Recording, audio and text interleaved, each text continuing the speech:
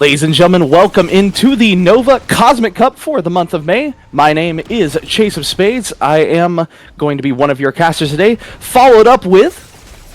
Hello, my name is Nav. I'll be your second caster today.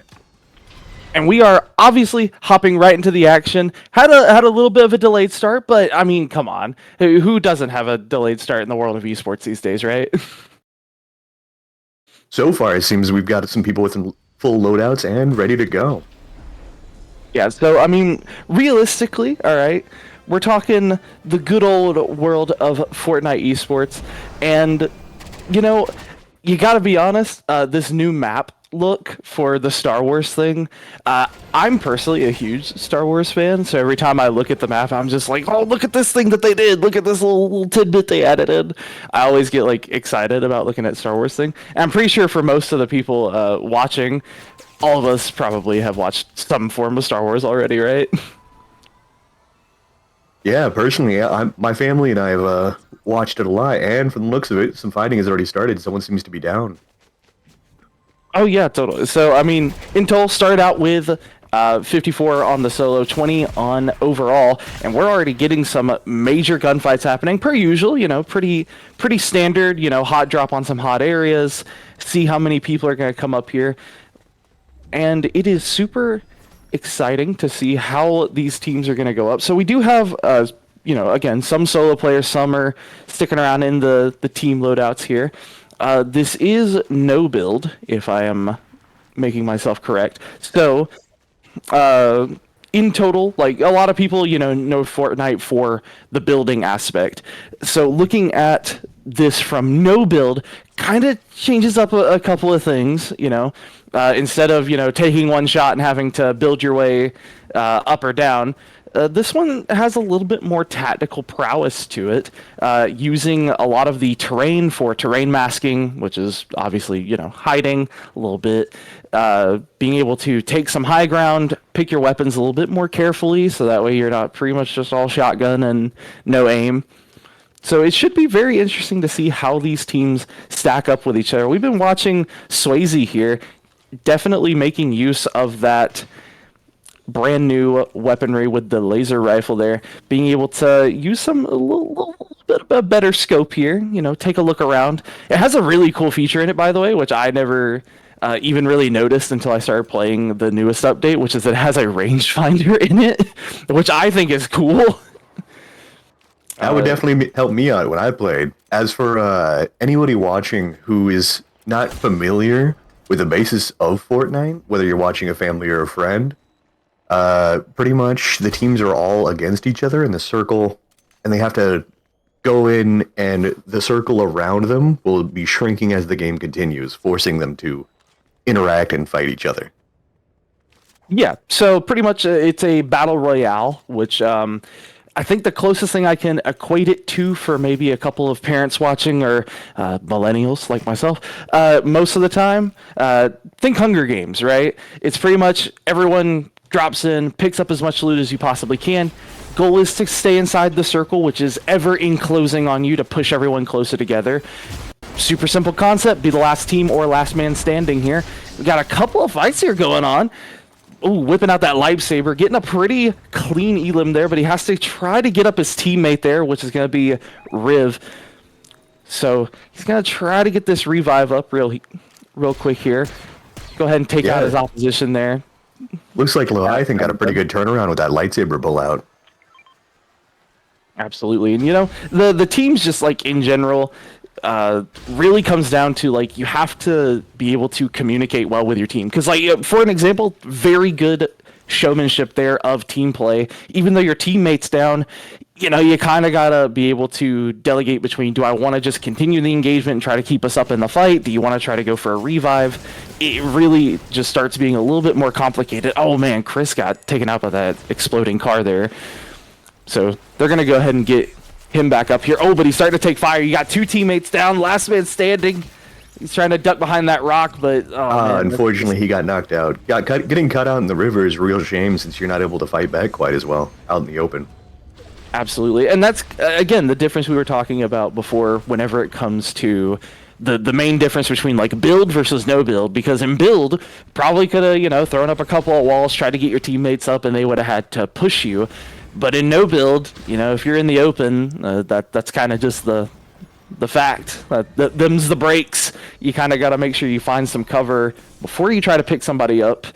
Either that or just pull back and try to, you know, maybe pick up a card or two for a reboot. I don't think we have reboots in this one though, so it looks like this team is doing pretty well off already, with Emo Hep Knight having one LM and DLP having one as well. Ooh, some really good control here. Trying to pick off some from the roof is Swayze. Saw Swayze a minute ago. Oh, they're going to hop in the car, try to just go ahead and pull out of that engagement. Honestly, good call, though. There's two teams, you know, you're starting to take fire. It's just, it's not really worth it. Going to have one teammate down. Deer's trying to kind of hold it down there in the middle. They know they got their teammate there for support. Definitely landing some beautiful shots there. Coming up on his teammate, swings the wall. A little bit of an advantage there, getting that height advantage. Good pick there. Cryptic's going to go down. Oh, man, that jetpack is just absolutely devastating, though, trying to just maintain that high ground. But he realizes, like, hey, I got two teammates down. It's not really worth it. I'm just going to go ahead and try to pull back and come back for the cards maybe a little bit later. Looks like Swayze and Harshdeer were able to pull it off and hold down the fort. Fortnite? Hold down the Fortnite? That was a terrible joke. You're never too young to make dad jokes, people. It's okay. But yeah, no, Swayze and Harsh able to kind of lock it down there. Kind of a shame that they lost a teammate in the middle of that, but the main thing right now is going to be for Harsh is that he really has to try to, like, maybe pick up some heals somewhere, maybe pick up a shield, and looks like a try new to team just pulled up on top, actually, onto a Swayze. Swayze just had to run.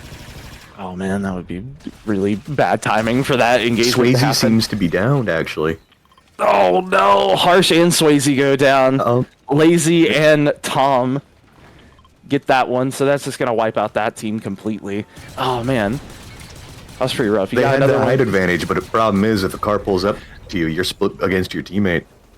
Absolutely, and here's that circle we were talking about, kind of forcing the teams to, once again, just kind of push forward here. But, I mean, that was a really good 2 engagements for that section right there. Being able to take out Swayze and them, which, I mean, realistically, it was more so just they, you know, you got full shields, full health versus some downed opponents. Why not just go ahead and wipe them? You got Deadly. Looks like we have another here. combat of costly Redbug rushing in. Yeah, he's going to try to swing this corner here, tosses down that Portafort. Being able to kind of give him some cover. So he's going to start taking some shots here. Gets one down behind the wall. Looking for that other one up on the high ground. Trying to switch between the shotguns. He's going to be down, though. Double down, though. Good pick there by JMC. Gets 2 and 3. Complete squad wipe by JMC. Oh, man. Looks like there was 3 squads here because Costly Redbug's teammate is still alive with VHLF. Looks like there's still a chance for his teammates to get back up. He's going to try to just go ahead and pick up some downed items there, just recover what he can, so that way if he's able to you know, stay in this, might be able to help him out here. But looks like Skibbity Tom is ambushing another team, or is getting ambushed actually by an X-Wing. Love the X-Wings, you know. Yeah, casually just run an X-Wing into somebody. It's pretty valid strategy, I would say. It worked worked against the Death Star. I guess it could work here too. Yeah, seeing them dive bomb and knock down Skibbity Tom's teammates. Looks like he's playing it a bit passive, getting his teammate that's a bit farther away from the others. Yeah, so he took the teleport down through the rift, so that way maybe they don't know exactly where he is. However, I will say, using that board definitely can kind of be a hit or miss thing, and it seems like Evil does see them out there, but maybe not want to take the fight. But Storm Eye, 1 minute 23 seconds before we get shrinking again. You see him trying to get some of these shield barrels, just kind of boost him back up before they maybe try to go for this second engagement. You know, just do some damage where you can get it. Looks like they're shooting down on another team with the TIE fighter. Yeah, that's where Bedbug and them were at before. They're trying to get this boss fight done so that way they can get some pretty decent loot out of it for late game. But, I mean, everyone kind of wants that, so... Honestly, if you don't even want to fight the boss, a lot of teams will actually hang out passively. Wait till one team defeats the boss, and then just, while they're sitting there trying to, like, heal back up, go up there, take out the team, and you got pretty easy loot for yourself. Looks like so far they may be uncontested. The other teams aren't really going to try and get them, except for one, but that's a 2v3. This team seems to be doing exactly what you said, sitting and waiting for the other team to clean up the mess. And most of that really just comes down to personal strategy. It's like already starting to take some fire here. So that's the main difference here, right? Is like you're sitting here in a bush. We don't know where people are. Oh man, this is pretty rough. I mean, you're pretty stuck here. So pretty much what you're relying on. Now, I will say it's a pretty like lesser thing a lot of people think about whenever it comes to competitive Fortnite. You see all these different characters, all these different skins, and a lot of people don't really think about what they're wearing whenever they play Fortnite. It's kind of just like a passive little cosmetic. But, I mean, green looks pretty good on green, but pink might, stand out a bit. Oh, they destroyed their concealment there. So yeah, he's taking a few shots there from that Port-a-Fort up there. They definitely have the high ground, and again, it's not really going too well for you. So they're popping down that shield, trying to just, hang out in it, heal up where you can, but it doesn't look like they actually have any more shields to really replenish themselves with. Yeah, they seem to be in a bit of a pickle. They got that low ground and almost no cover. Ooh, it looks like we got someone trying to escape the circle just barely. They're trying to get their teammate up fast enough so that way they can get moving. Now, for anyone who doesn't know, the circle doesn't drain your shield; it drains your main health. So the shield is pretty much unaffected, but your overall health kind of is just as important, if not more important, than your shield.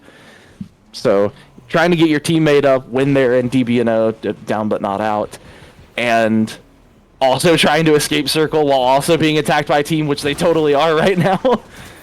Hitting his teammate with the car was actually a pretty decent play, even if not intentional, because that got him out of the river, which is probably the worst place to be right now.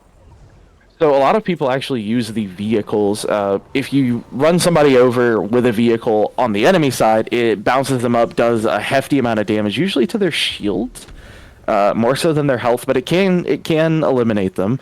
But for your teammates, it just bounces you with like pretty much no repercussion. So a lot of people actually use the cars to bounce their teammates like behind cover or out of the way or back into circle.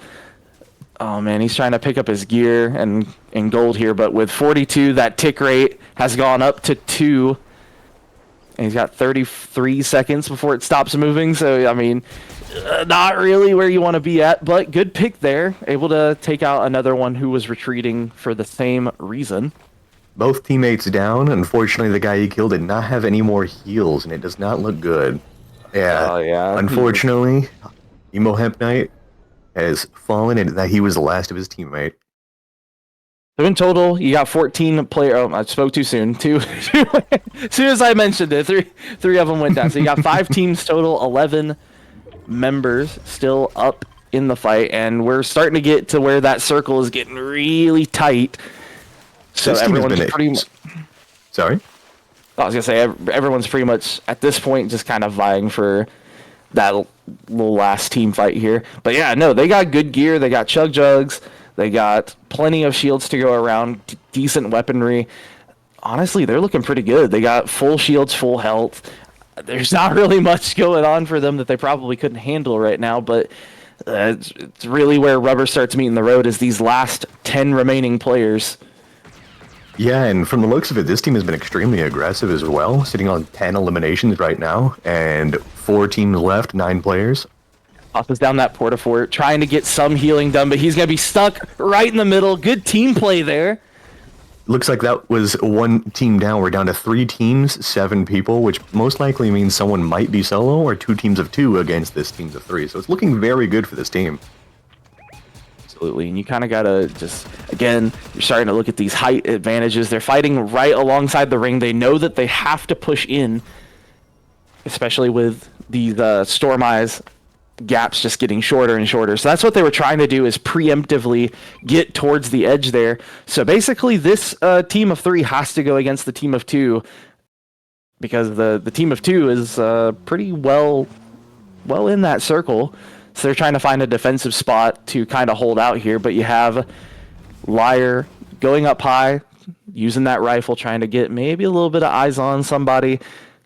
And he is going to be able to call them out, like, hey, they're out here hanging out. Communication is key, and it seems this team has been working very well together. Lukaru, Evil Dream, and Darn Liar have all been getting pretty much nonstop every time we look at them. They've been in a team fight or hunting for somebody. Seeing Liar bust out some of these parkour skills, trying to figure out where they're at. Now, I will say this little lower bunker portion leads to some pretty intense firefights, especially because, like, usually Fortnite is not exactly chambered for CQB. As much as they have shotguns and everything, like, you really want to try to pick off some damage at range and then go CQB. But, you know, it could go swing either way. And it seems like they're kind of just rotating around each other, but it's got to break here soon. They're, like, right next to each other. Yeah, and from the looks of it, they're not finding anybody, which is kind of surprising in these bunkers with lots of tight corners. You can see this team has just been checking every nook and cranny, looking for anybody or perhaps new guns that they can use to take on people. Oh yeah, like it's the tight corners, it's the rapid thing. They're trying to get their teammate back in with this reboot, it looks like, but oh man, look at their health. 29, 11 shield, it's just not looking super solid. Yeah, they can definitely hope that they can find some, like, a health pack or some shields lying around. But it looks like they're just getting shot at. His shield's going to be completely gone. 27. He's looking for that gunfight. Ooh, the car. It looks like Wingman went down. The car is almost dead. And looks like they've rushed in. And Wingman is... Yeah. Ooh, it looks like he got sniped from the back from 2 people. Oh, and it's Evil Dean. Yeah, looks so like they picked off another team. It's going to be a 3-on-2 fight now. And this is pretty much going to determine it. Can 2 people beat 3? And really, it's going to come down to weaponry, gun skill, and team play. Because, I mean, you're already at a numbers disadvantage. But if you have, like, a little bit of better positioning, it might go pretty well for them. Ooh, looks like they might have spotted somebody with that ping. So it looks like this other team is being... Oh, no. They're backed into a corner, stuck against a bush, no high ground, and they're just going to push up on them, try to take some fire. 1 down, 1 versus 3. Let's see how it can go. It could be a turnaround, or looks like Darn Liar got those last 2 kills. Pretty much stuck in a corner. Looks like this team was extremely aggressive, and it paid off well for them the whole fight. So the team of Liar, Luck, and Evil Dream gonna be the winners of this one. Take it away there. I mean, honestly, like, overall, like, it seemed like... So, okay. A lot of teams sometimes will play...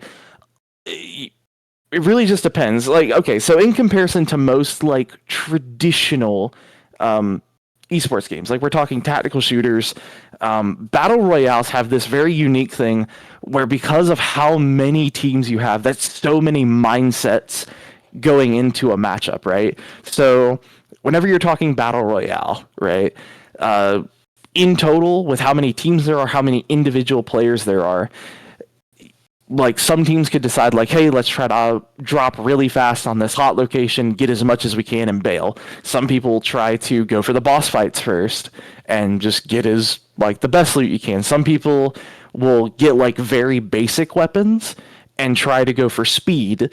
It's so interesting to watch how these different teams interact with each other. And it seemed like most of this one, because of how rapid fire it was, pretty much most of the eliminations happened at the beginning of the game, just hot dropping into a very contested area and basically just being stuck with each other on very low gear, and there just wasn't really much they could do. Yeah, it's the unfortunate reality of the risks of hot dropping. Either you get out alive, or you quickly get shot because you didn't find a gun first. And it was really fun because, as you say, there's so many playstyles. Like, we tab into the winning team. Every time we tabbed into them, they were constantly, speedily moving through, trying to find the next person so they can hunt down, while other teams were passively waiting to engage or find better positioning or waiting in bushes like we saw in some other fights. Yeah, so that's kind of like the other thing is whenever we're talking about positioning, right? A lot of people do choose concealment over cover, and there is a very stark contrast. Concealment, obviously able to hide you, but doesn't really offer anything in the way of bullets coming in there. And in a game where you have, a bunch of colorful numbers popping up above your head as you hit things, once you get that first hit, you're pretty much tracked. There's not really much you can do. So hiding in the bush, maybe, you know, could have swapped that out for one of those side rocks there. But I mean, realistically, you were already at a numbers disadvantage. So you either needed a little bit more on the, you know, upside, and probably get some positional high ground, or you needed a little bit more, weapons there. But overall, we do have victors, and that's just the way the cookie crumbles in Fortnite. But overall, we are going to take a break before we get into drop 2. So don't go anywhere, everybody. We'll be right back.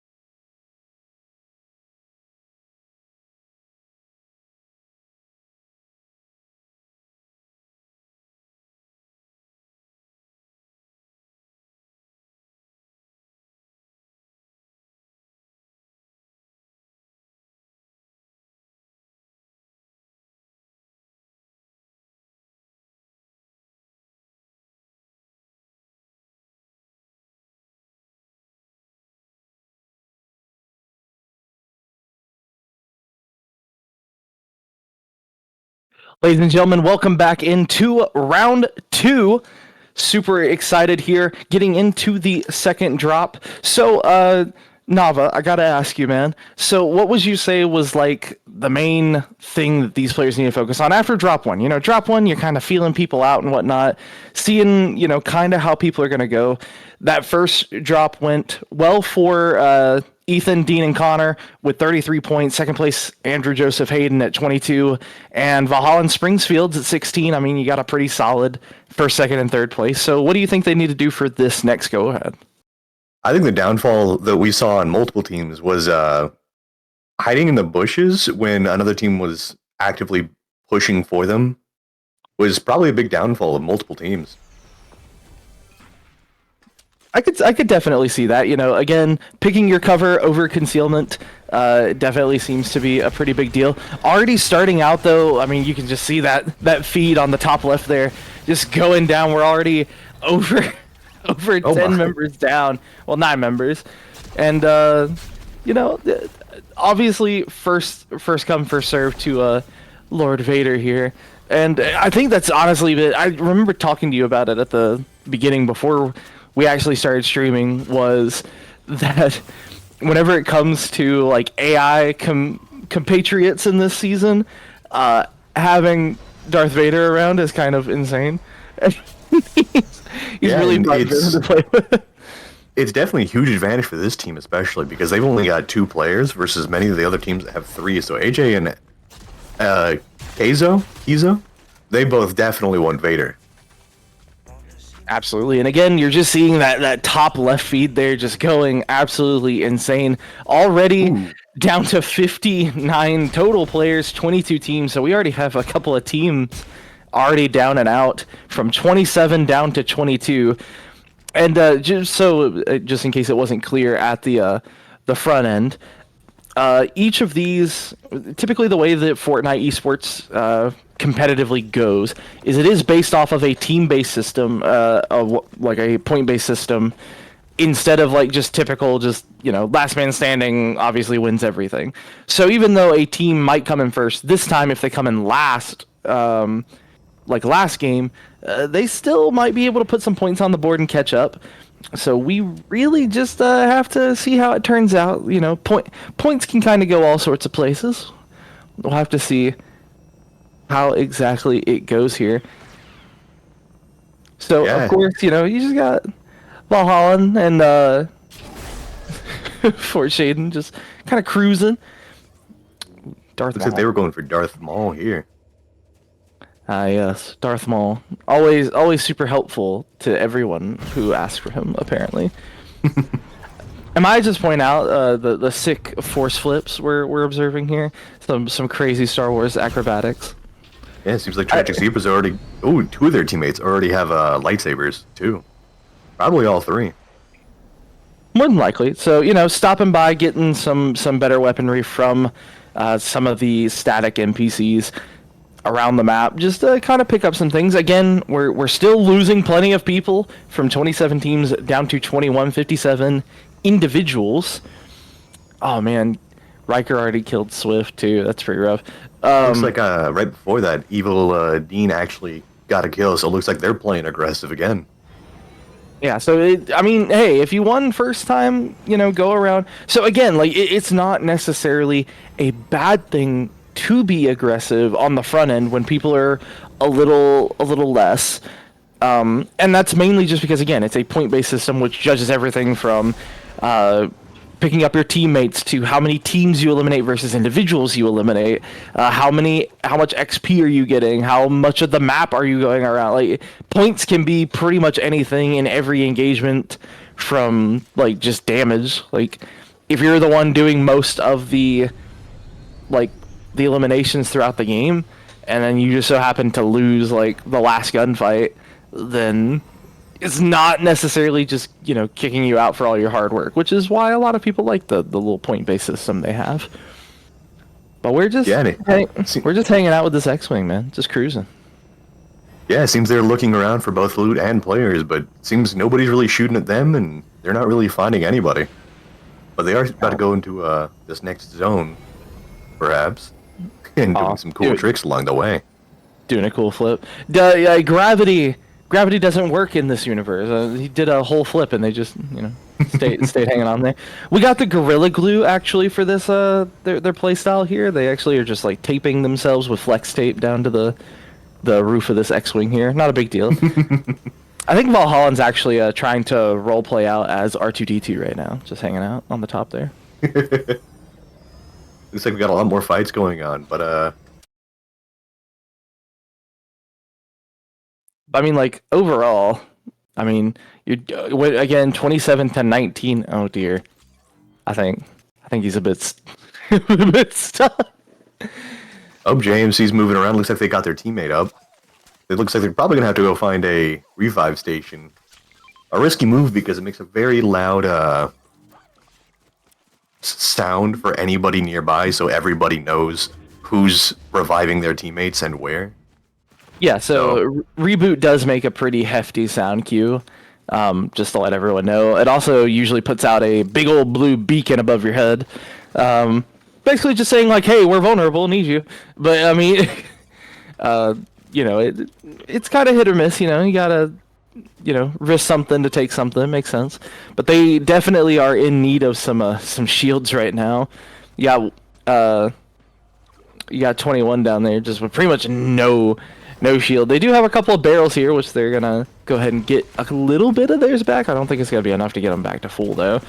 Yeah, 72, about half for 21. Looks like they're pretty close to another team. Yep, they just pinged the other team for nice communication.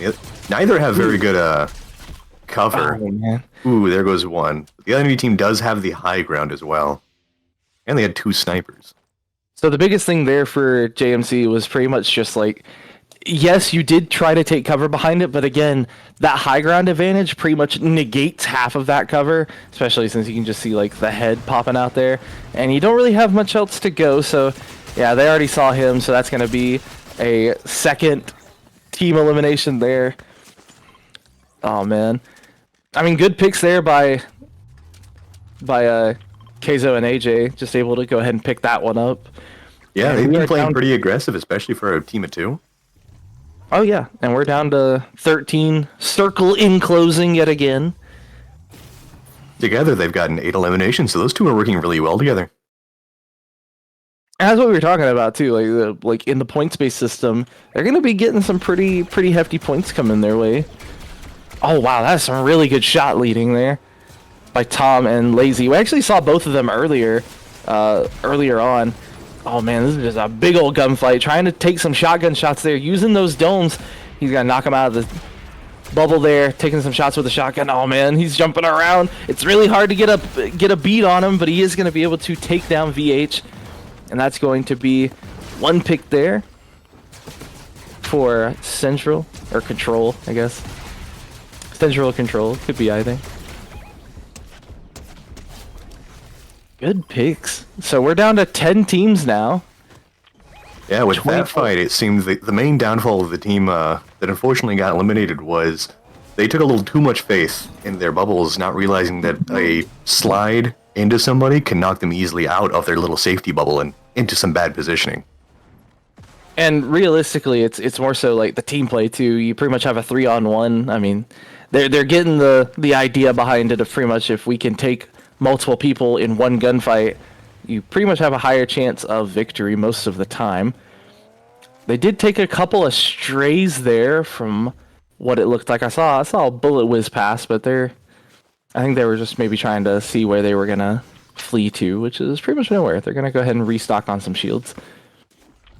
And with Fortnite, it's always funny to see some team dynamic with the skins. For example, we have 2 twins and Darth City is just chilling together.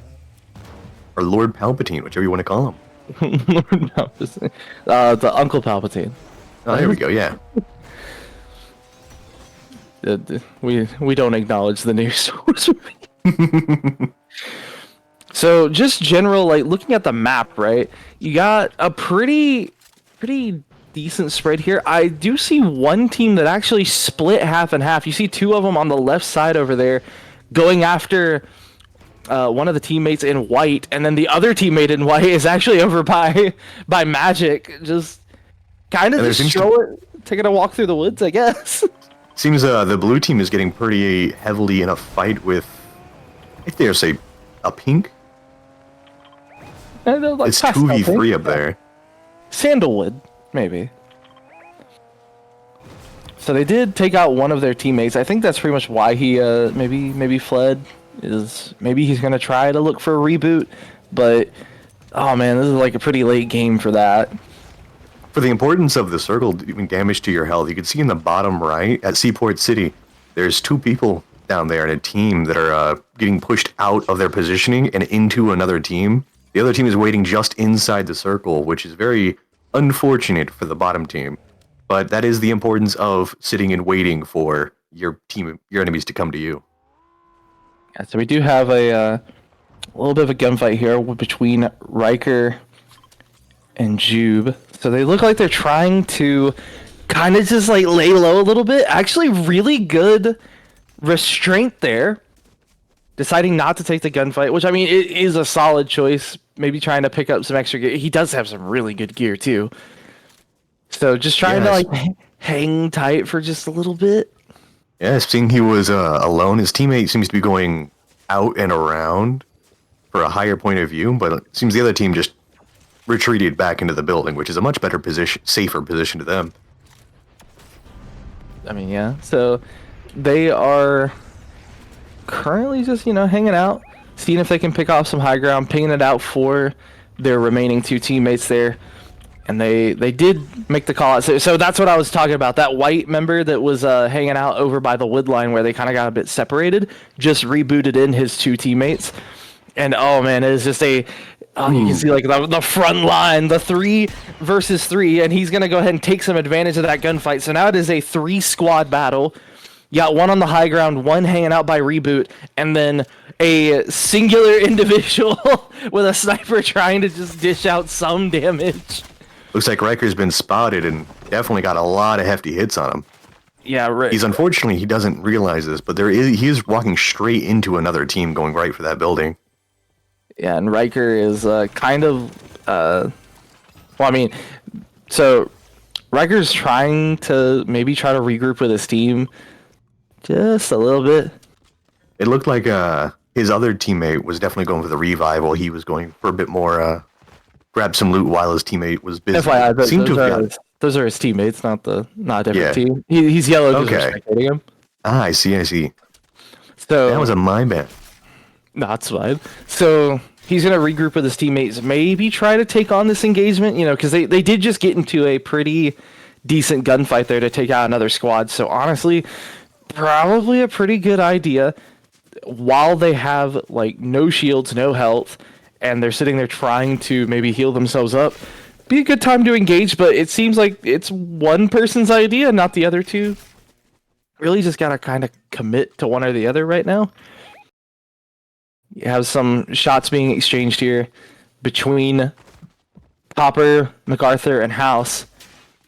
Trying to just see if they can... In the top left, you may have noticed, those of you eagle-eyed viewers, you noticed the one of the FV teammates just got downed. That was the team of 2 we were spectating earlier around Darth Vader. And this team seems to be getting really sneaky angles. If someone comes rushing in that door, they'll have no idea that they're sitting up here waiting for them with what seems to be shotguns, at least blasters. So with Circle pretty much getting pretty close, we're 5 out of 12 now. It's starting to scoot its way in. The main thing to look at is what's actually going on in their inventory, which would be that bottom bar down there with all the different weapons in it. Is they were probably trying to hold out for a little bit and just see if they could maybe hold, because they currently don't have... Oh, good team play there, throwing some bandages across the front line there, but they're breaking that rock. He's really got to start moving. There you go. He ducks behind some good solid cover there. However, they might decide to start just pushing up there. So he's trying to get a little bit of heals down here. Ooh, good. Kind of a good play there by Copper. It does gonna cost him though. He tried to basically like hold out for his teammate, maybe push over there, draw some fire away so he can get his heals down. But they're gonna be swinging their way over here. Oh man, this is about to be one really hefty fight. 1 on the left, 2 on the right, pulling out the lightsaber, trying to go for a bit of a deflect here. uses the force push, gets some distance because that shotgun is absolutely devastating. Circle is right here though. Good jump shot there. Takes out Copper. And Hex is going to go ahead and take out Bell. So he's got one down. Hex is looking to make this a 3K. MacArthur is trying just to do anything to survive, but he's about to get caught in circle and again, just stuck between a rock and a hard place. Good job there by Juby, Riker, and Hex.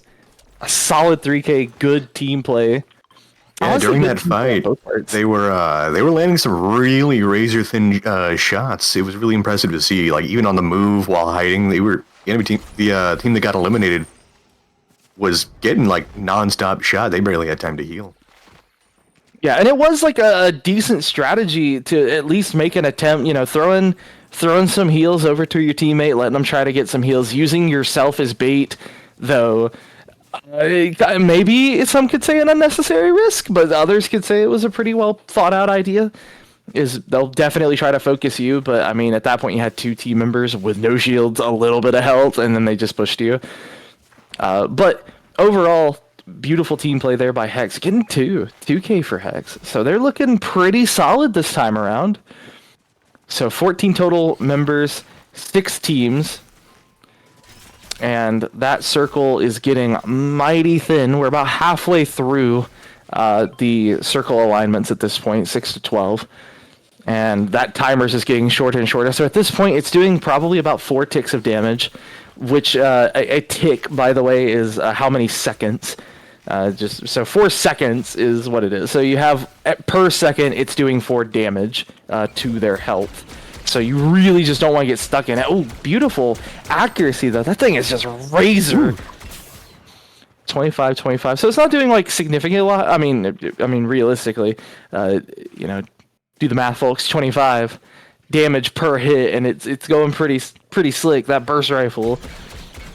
Oh, man, look at this. 25, 26, 26, 26. It's just tapping away at that vehicle, and that is going to get the vehicle down. I think he actually eliminated somebody from AJ.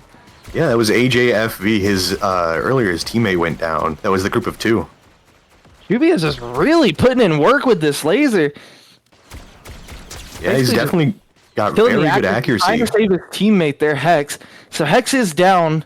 So it is a 2-on-2. You got one coming from behind. Oh man, this might be like kind of the turning point though, is that they're really stuck here between a rock and a hard place. But you got Juby keeping calm, keeping his cool, hanging out there. Throws up a porta-fort there to probably try to pick up his teammate. So you're going to have one teammate down. Hex is out. And Riker is not far behind. Not doing really good in the health department. He is getting caught in circle as well. So he's really, really low. Honestly, I won't lie, as much as I hate to say it, it probably would benefit them to just go ahead and try to pull back. But, I mean, you don't have really anywhere to go. So either you would have to retreat or take the gunfight. And it looks like they're going to try to take the gunfight. He's going to toss him some more bandages here. Try to get him back up into this fight because he's going to need every gun he can get. You got one trying to flank out here to the right. Try to bait out a peek, and he's going to be taking some damage. There you go. Good pick there onto Lazy. And his buddy is going to hop in the car and drive away. But that will allow them to pick up their card. And that's like the main thing that he really needs to try to maybe get a reboot here for his teammate. Also going to pick up this shield jelly here. Which is something they also are in desperate need of, is some shields. Yeah, in that fight, he definitely kept a level head, and his accuracy is extremely impressive, or their accuracy is extremely impressive. They're landing most of their shots, I'd say. It definitely looked like it, but with 40 seconds left here on the next movement here of Circle, slowly pushing its way in. You can see on the minimap there to the bottom right, all these teams are just starting to get really, really congested now. So with 4 teams left, 8 total people. Again, you can do the math. It's getting pretty rough here. So at this point, there is no spot to reboot pretty much anywhere. And it is just going to be whatever you have. We hope it was good enough. So you got one trying to take cover behind that obviously very durable exoskeleton of a Cybertruck, and as it blows up immediately. Trying to take some shots downhill, and that's going to be an easy pick there. But one comes up from the flank. Tom is able to get two, but Juby is looking for it. Tom is down. Correction, Tom is trying to flee right now. So 3 teams left, 5 total, taking some shots on the truck, trying to just get over the hill, but he's going to get popped and exploded. And Juby will get another one. Juby is just on fire. 10 eliminations so far in this game. And even without Hex, they are just an absolutely formidable force. And it's pretty much 2 versus 2, last 2 teams standing here. And it's at this point you see where that circle is. They're trying to maybe hang on to the high ground and maybe take some shots at them downhill. But they are running a little bit parallel to each other. And he's going to hang out in the... Oh, here we go. Here's the bush strategy. We love the bush strategy. So you can see on the other side of the playing field, they're trying to push into circle. They can see them up there. They know they have the high ground. And it's basically a high ground versus a low ground. Like, do you have more cover? Is it really going to be that beneficial? What they're really waiting for is them to hit this zip line right here. And that's going to be an audio cue. Hey, they're coming up here towards us. But they're pretty much just dancing around, right around each other. They know they're not in there. So right now you got them lying in wait, hanging out in that tree. There it was. Good preemptive grenade by Juby. He's able to knock him away. That's going to be one hit by the Portafort. Dropping in, trying to get one kill here. He's going to hit 70. That's a lot of shields down. Juby's doing pretty good. He can totally win this gunfight here. But his teammate is going to go down. Now it's a 2 versus 1. Juby is left to clutch. Jumps over. Hits a bit of shield there. No shield left. No! Juby! Valen and Thunderyard are going to take that one away at the very end. But not at all a shameful show. And again, it could show up in the points. Like, it's definitely going to show up in the points. Juby with 10? And he got left in a 1 versus 2 scenario. Oh man, that was honestly a super solid effort by Juby to try to clutch that one up in a 1v2. Yeah, it was very impressive to watch. A lot of teams around the end kept getting really focused. For example, on the last team that Juby took out got attacked from the back and killed because they were too busy trying to get someone out in the distance and got caught out by Juby with a shotgun behind them. And then at the end there, it's just 2 teams versus 2, or 2 teams 2v2, and it's just his teammate got caught out and Juby couldn't quite avoid 2 guns. Pretty much. And, we talk about it all the time as like a big part of this is the team play. And honestly, Juby has some absolutely phenomenal game sense. Like being able to basically like look down that tunnel and be like, okay, they're pretty much trapped in there. If that circle hits, they're going to be down some health. What are the chances if I throw this pulse bomb in here that there's going to be two bodies coming out of it? And sure, as soon as he does it, here comes 2 people coming out of the bush. But I mean, even still, for our 2 victors, I mean, the gunplay, absolutely phenomenal. I mean, being able to kind of just hold your own, even if you can't get Juby by yourself, dancing around and using your maneuverability to pretty much just stall for time for your teammate to come help you out with the gunfight is a valid strategy. And, hanging out, even, again, we're talking about cover versus concealment. Like, the concealment of that bush, even though they did get caught in the end, allowed them to kind of, like, scope it out, hang tight, just for that little bit longer, and hold it. But, I mean, like, overall, again, we saw, like, a hefty amount of eliminations. Over 10 teams taken out in pretty much the opening, like, 2 minutes of the game. And, again, like, you just got to question if maybe they're going to change their strategy up at all, or are they pretty much just like, okay, we got unlucky the first time, let's do it again. Yeah, and for this drop versus the last drop, during the first game, we saw a lot of people kind of just hanging back and waiting in the bushes. And this one, we saw a lot more people just charging forward and like looking for other teams. Yeah, but all in all, just got to it comes down to risk versus reward. And the risk of of Juby versus the reward. Just didn't really pay off for his teammate, but not a bad showing whatsoever. Easily, probably, I would say, one of the MVPs of that matchup. But we'll have to see how it plays out with the points, which will give you an update on that here coming up. But we will be right back.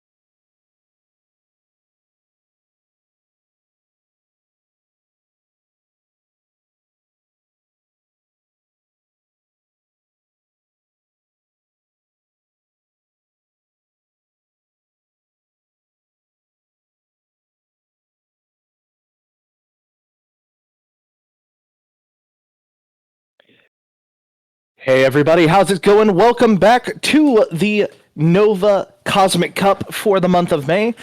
Once again, my name is Chase of Spades, followed up with my co-casting partner, Nava.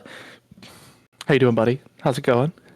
It's going pretty good, and I believe we are moving on from no build and moving into build mode, so it's going to be a lot more cover for everybody. Absolutely. And we were discussing the difference a little bit earlier about the main difference between no build and build mode, because like whenever you're talking about no build, it's pretty much like the only cover and everything you can have is based upon the terrain of the map itself and your movement between it. So it's a little more like a tactical shooter, if you would. But build mode adds an entirely separate component to it whenever it comes to like material management. How fast are you able to actually build anything? What angles are they coming from? I mean, the fact of the matter is you have 29 squads, pretty much all going up against each other, all have the same ability to build. So how exactly will it play out? But I mean, looking at the standings from last matchup, I mean, we had a pretty hefty back and forth between a couple of teams. But currently, Valhalla with Ethan, Dean, and Connor sitting at 57 points is still holding on to that lead spot, but pretty closely following them is going to be the NXG Warriors, Angel, Lucas, and 12. So, I mean, it's going to be a pretty interesting fight for this first round of build. Yeah, it should be pretty interesting. The team of two from last match actually came in second place versus many teams of three, which is extremely impressive to say as well. Right now, it looks like most people are pretty far away from each other, but there are some fights happening. Oh yeah, like AJ just already starting off strong. Good for him. That team of two already getting a couple things. Here we have our first place leaders of last match. Well, I mean, you had of the first match, Evil, Lucaru, and Liar pretty much were pretty solid during game one, but already just putting in work. Go ahead and taking out an entire separate. Yeah, Inferno gonna be taken out pretty early on. Again, though, like that's what we're talking about. Is how fast these teams get like on the ground, get some decent equipment, and start going after people just on the front end. And I mean, like overall, that's kind of what you got to do. I mean, again, we're talking point-based system, so like everything can help your team. Like from, I mean, doing pretty much anything. But mainly, obviously, like eliminations and winning gives you the most points. But I mean, if you see a target all by their lonesome, I mean, why not go after them and get some points for yourself, right? Exactly. And for those who don't know, for build mode, you have to gather resources, which you'll notice a lot more people breaking trees, rocks, and different materials to build stronger and better cover for themselves. Absolutely, and that is something that might, you're probably going to notice slows the pace of the match down quite significantly, is especially during the opening moments, even though there are a couple. I mean, look at the general leaderboard, right? I mean, right now we're sitting at 71 out of 77. No teams have been fully eliminated yet. Compare that to like the first two matches we played of no build. It was pretty much constant.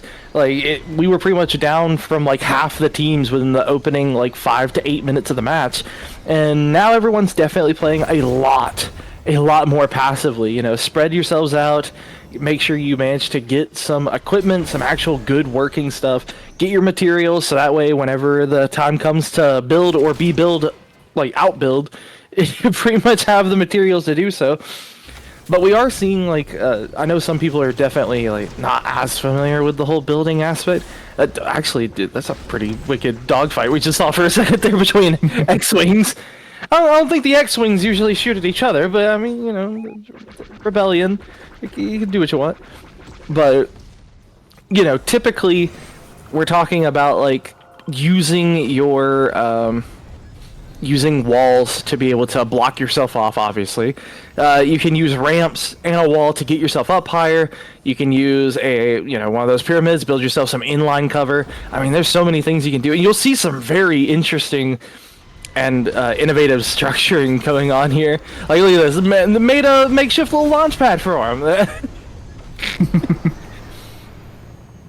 Yeah, and going back for his teammates after his first plane got shot down is pretty smart, and he's catching the other one while they can't even look. Yeah, so they're trying to maybe pick off a couple here, taking definitely a hefty amount of damage. They're trying to do a little bit of a back and forth here, but I think they're actually going to manage to win that one. Here we go, diving in, and we're going to have a couple of gunfights here. And here you see where that building stuff starts to come into handy. So trying to go up high, builds a wall, trying to just cap him off here, and he will manage to do that. Good pick there with the doubles. Got to give him the Han Solo special, you know? Yeah, and a big thing that you just saw with building, one of the main things you want to do with the building is get above the other people before they get above you, which they kind of tied out this time, and Evil Dean seemed to chase the other person off, though, so he did win this one. And top left, you can see Juby is, once again, getting a lot of kills. Good grief, Juby, man. Like, if you are wanting a player to, like, keep an eye on for pretty much the next couple of matchups here, it's totally going to be between this team and Juby. Like, even though maybe some of Juby's teammates might not have as, flexing that gun skill, it doesn't really matter if you got the team play, man. Like, if you're able to double down on it and get your picks, you should be pretty solid. But we'll have to see how they're going to play this one out here. You got Evil again using that X-Wing, just trying to dish out some damage, but it's not exactly the most accurate thing. Ooh, good picks there. Go ahead and tossing out that shield, block some of that incoming damage, using those builds to drive himself back, and you can see they're trying to get a little bit of high ground. So he's going to toss up that floor above his head, try to keep some verticality cover. His teammate kind of stuck in a bad spot here, didn't have any bricks, just wood, so he's going to come to his rescue. And again, you can see where the build issue starts like coming into play really, really hard. So he's out of shield, so they're just going to go ahead and use that. Ooh, a little short cover here, but they actually might have boxed themselves in too much of a rock and a hard space here. Evil's going to go down. Just didn't really have the movement needed to avoid it. I mean, again, you just start getting into a build fight. You don't even think about, like, I'm not going to have time. I'm just boxing myself into a corner. Yeah, and with Evil Dean, you may have noticed that half the wall disappeared, and he got shot pretty much immediately for that. Anything you in your team places, you're able to edit and make room, make doors, windows. You can see some very high-paced adjustments going on, but anything not yours, they have to break through, like you can see right now. And for Dean, unfortunately, that meant that that cover he was using disappeared, and the other person had a shotgun waiting for him. It just wasn't really ideal circumstances, but even with Dean out of the fight, you got Liar and you got Luke trying to maybe go finish up some business here and get their teammate back in. They're definitely trying. They're dishing some damage. Yeah, it seems the other team is on the retreat, even though those two were split up for a bit. Most likely the other team's just very low on health compared to the nearly full health Lukaru and a absolutely untouched Liar. They're getting their teammate up real quick, even in the storm. It is early storm, so it's not doing too much damage. Yeah, it's doing 1 tick per second, which is 1 bit of health per 1 second. So they have plenty of time, and he has a full, med kit to pretty much fix himself up while they're working on this. But I mean, you saw that they took out Inferno, so they're just basically going back and forth. Good pick there by Blaze. I haven't seen much of Blaze this time around, but their team already has lost Jordan, and that's from what I'm looking at, pretty decent builder. I mean, it really is just going to come down to, that's again, it's the major difference between build versus no build is realistically just how fast are you able to do this. And some people, like for an example, I am absolutely terrible at the building portion of Fortnite. I usually don't play build mode. But even like someone who maybe not as adept at building can still, throw up a wall to help out, can edit out a window and focus on marksmanship versus building, and let your teammate go ham on the build portion. Yeah, exactly. And in this fight that we just saw, the tail end of the fight, the team that got eliminated was outside the building, while the team that won was shooting from inside of what they constructed. It's definitely a good way to get instant cover anywhere you are. Absolutely, and you see here, oh man, the lightsaber battle for again the bush strategy, man. It's just not the play. It seems like, and he's gonna go down there. Looks like Robot Dog got taken out by some force powers going on. Yeah, contender.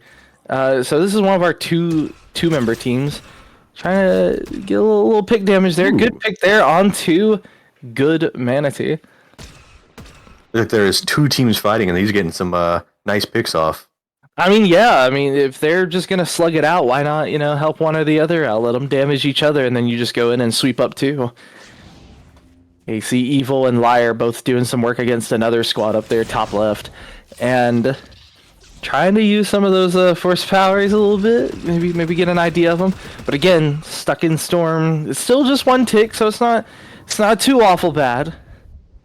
But it's definitely nothing you want to, waste a full med kit on just because, right? Like, save it for late game. So he is taking a couple shots there. That shield is going to quickly diminish, and he's actually going to go down. Oh man, no. Yeah, one of the importance of running from circle is you can be caught out in unfortunate circumstances. For example, Lamerick is kind of stuck in circle right now because if he runs, he is most likely going to go down as well, and he needs to get his buddy's revive token, or else it's a 1v35. Or make that 34. And, realistically, that's obviously not great odds, but, I mean, man, all the stuff that he dropped there. I'm really surprised that he didn't dump the gray shotgun for that shield, for the chug jug. I mean, the chug barrel was definitely going to be worth it, but in the end, he probably assumed he might need a bit more close range battling coming up, but we'll see. Well, with 20 health left, he is going to manage to get his card, get back in, so he's going to have to find a reboot van. But with this much time left, there is plenty of time to get his teammate back up. It's mainly just going to be the question of, are you going to be able to get him some more gear? And honestly, with them being this close into sight, as you can see on that bottom right-hand side of the map, they know exactly where he's coming to, so they're just hanging out at the reboot van, and you actually see 1-2 squads right there. And they know that he's coming in, so as soon as he taps it here, you're going to see everyone look in that direction. Yep, right on top of the dam here, jumping down, and 84 health, not enough time, and that is going to be it for American contender. Yeah. So such is the risk. Left. Yeah, There's no such thing as a stealthy revive. Yeah, and there wasn't really much you could do in that scenario. It was pretty much either just revive your teammate now or maybe try to stave out Storm just a little bit because it would have been moved up to 2 ticks now. But I mean, that's a pretty it's a risk and reward as it goes. Ah, yes, the deployable covert bush strategy, which we have seen work time and time again, as well as it working right now. And yeah. He will go down, unfortunately. This does show the importance of being able to build a nice structure early. Could have definitely staved them off a little bit, but his teammate is in the middle of a fight and will go down as well. I will say that they already had one engagement where Inferno went down by the same person. Oh wait, actually, this is two people. This is a team that we saw before: MacArthur, Copper, and Bell. Pretty much all stuck in the same spot here. So I believe we watched them eliminate a team as well earlier. Yeah, they were doing really good. Actually, yeah, he was the one that fought him on the bridge back there.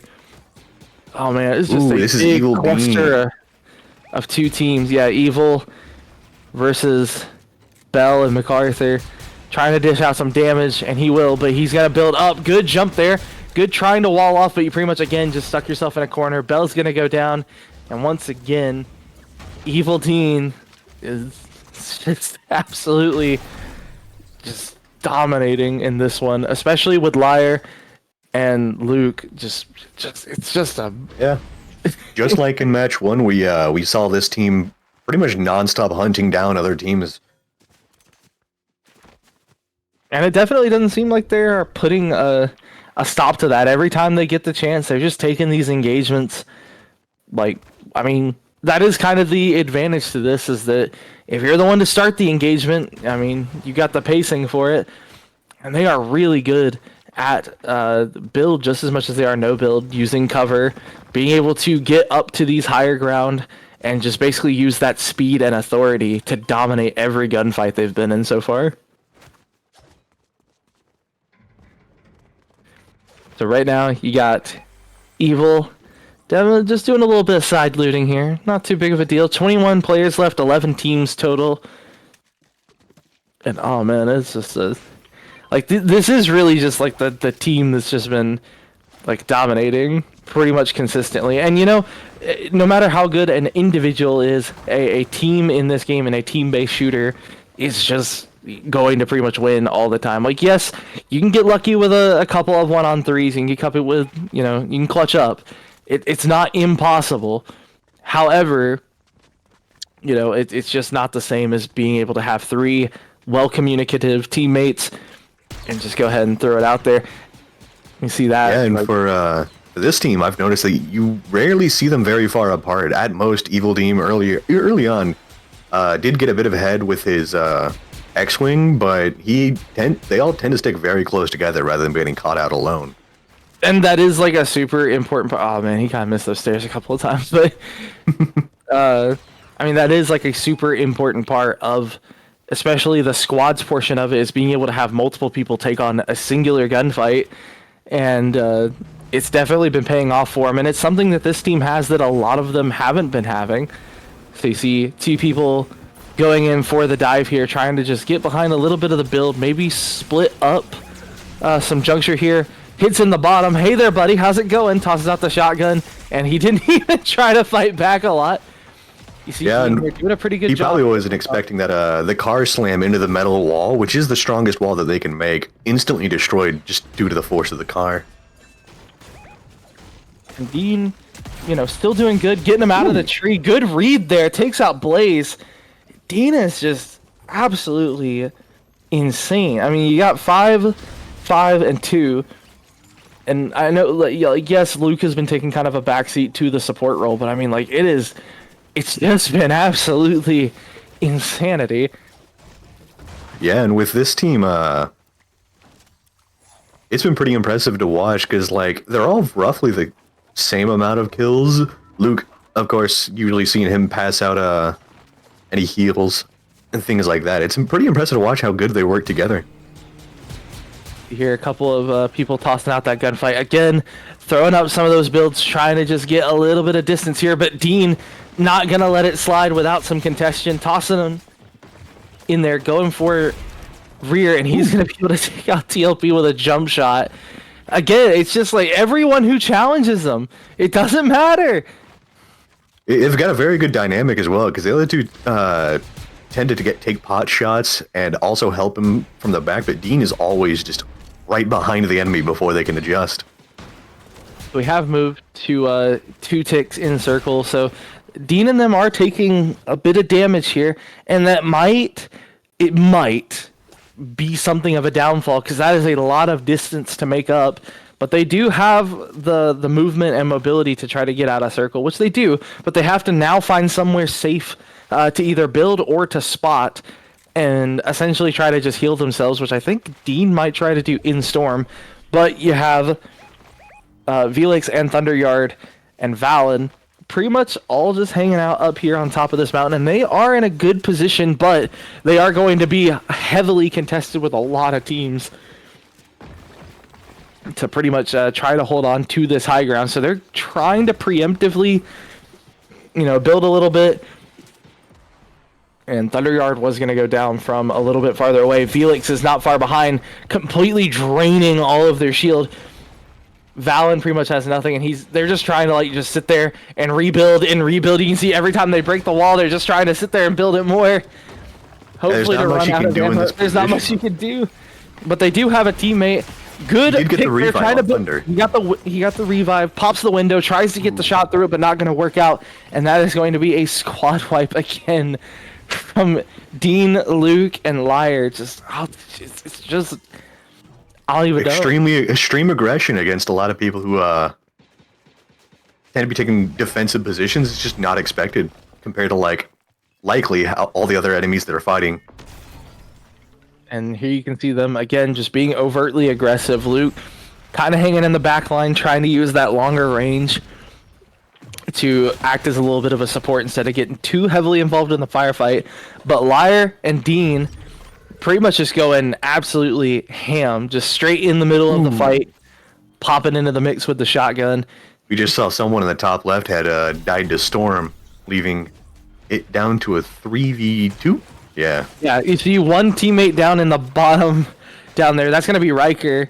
This is Juby right now. Yeah, all right, Juby. All right, 3v1v1. 3v1. And it is... He's dishing out some damage. He's trying to go up high, but again, it's good gunplay versus a full team and a well-coordinated team. Juby definitely is... not in an ideal circumstance. He got triple builds going on here, trying to get up high. He's got the shotgun out, but he's pretty much just stuck.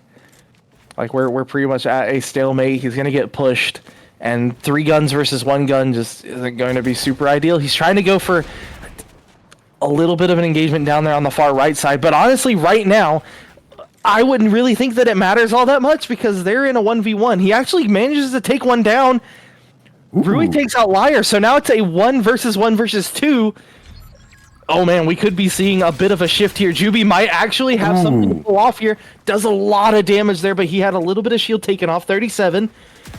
I do believe this might be Dean coming up for him.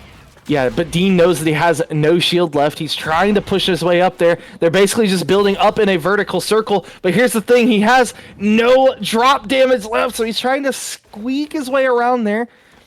He does manage to get one of those smaller shield potions up. He's going to be able to get the rest of the way up there, but his teammates are just not in a good position. And again, you're looking at the other team as well. Like, they had now time to pick back up.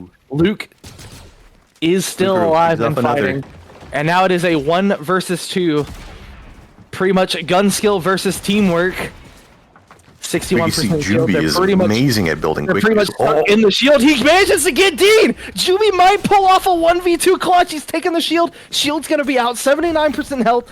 Oh, man, he's trying to fight his way back out of here. Bouncing his way back towards the circle. And it is going to be starting to try to expand the other direction here in 8 seconds. But it is 1-on-2. He doesn't have any more shield. Well, he does. He has a couple of small shields, which he is going to be able to use.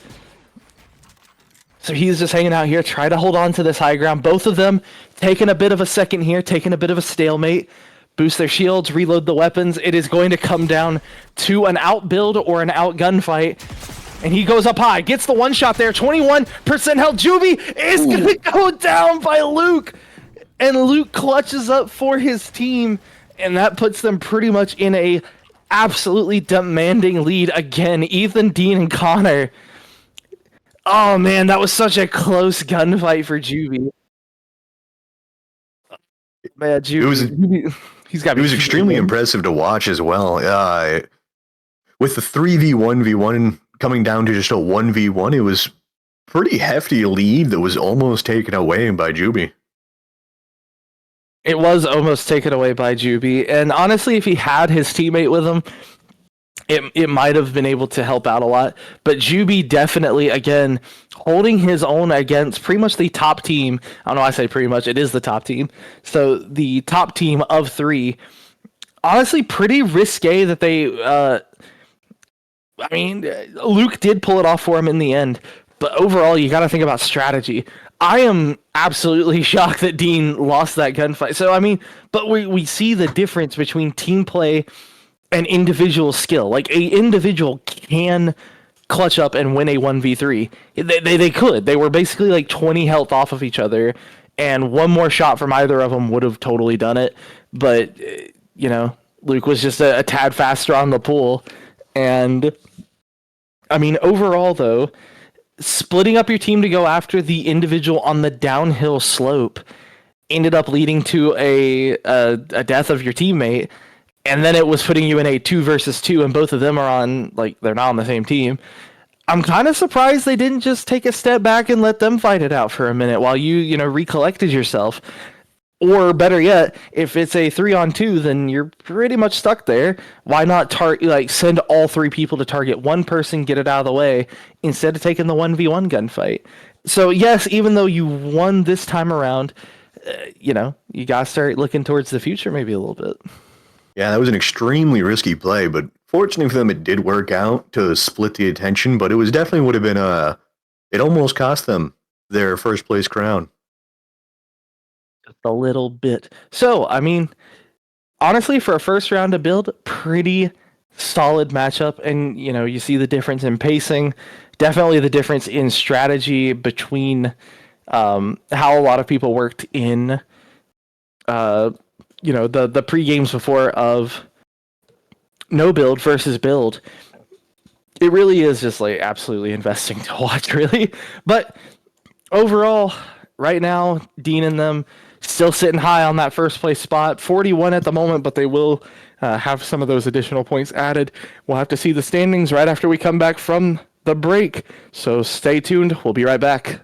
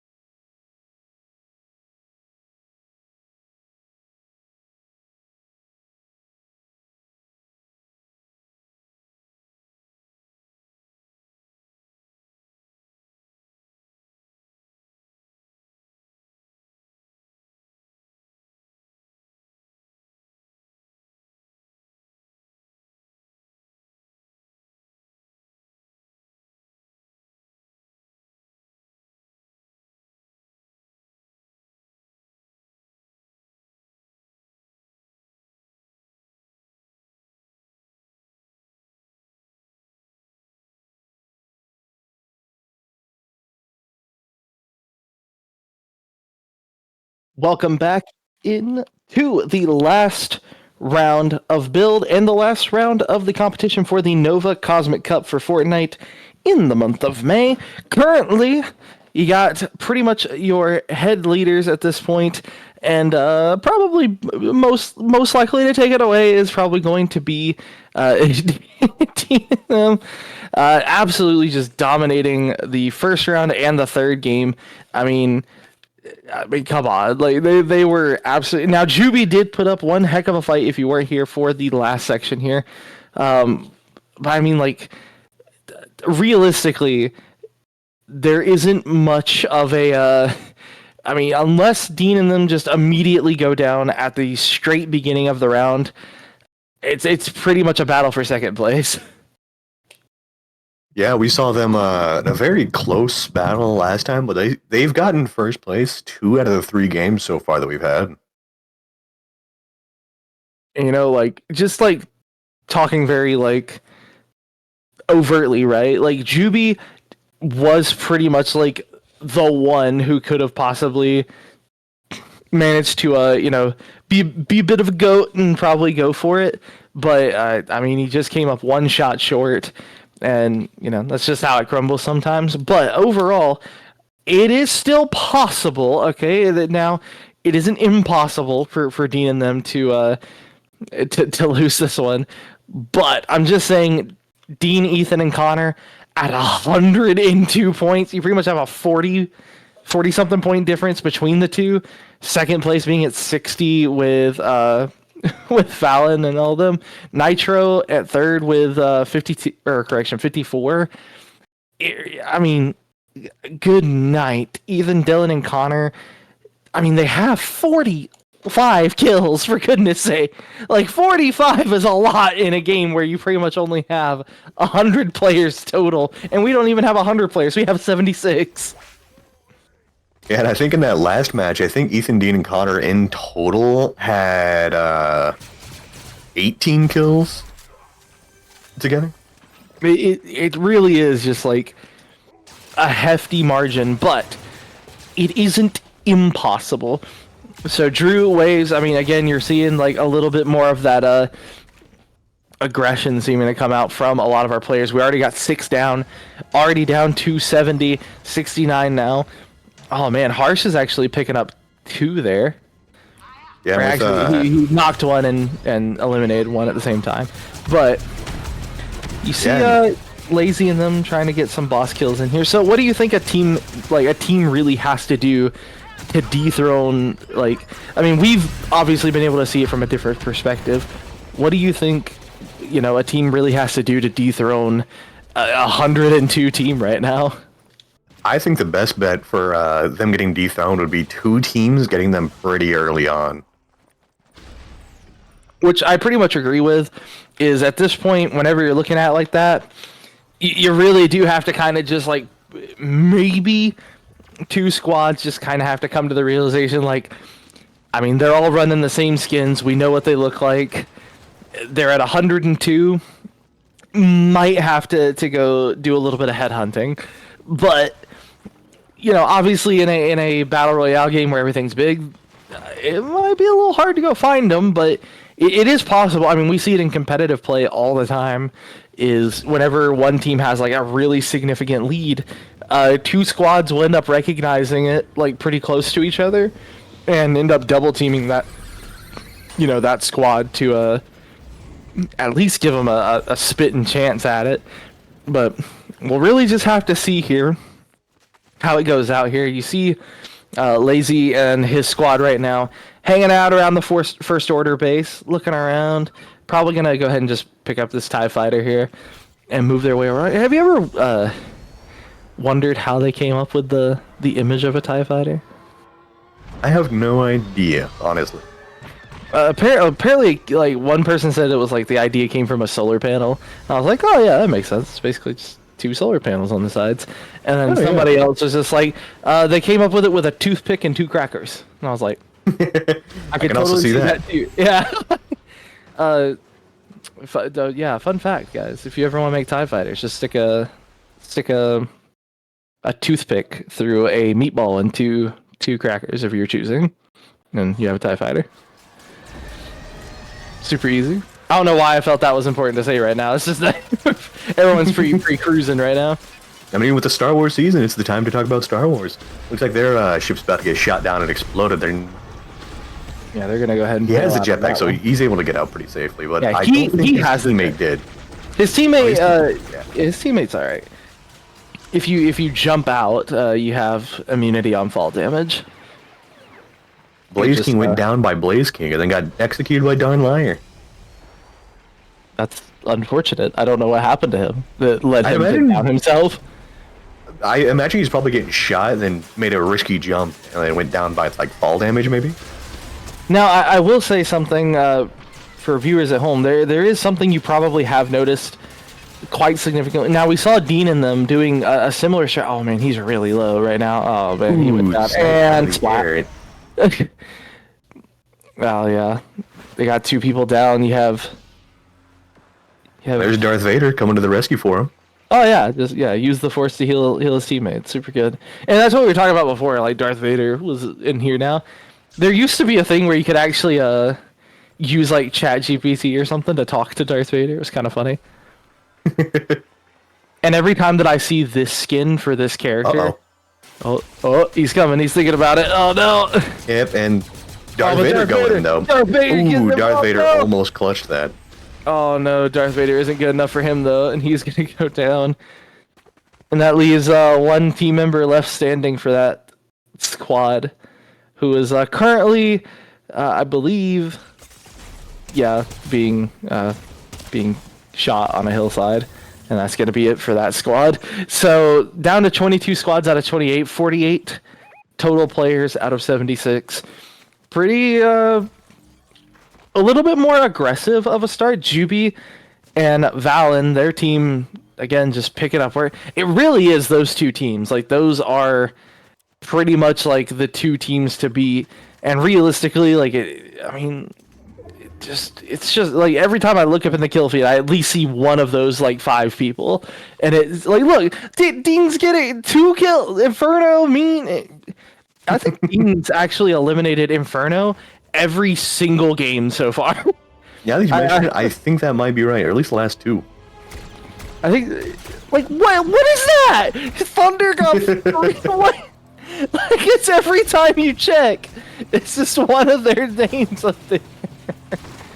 But I mean, they're definitely one of the top dogs for a reason.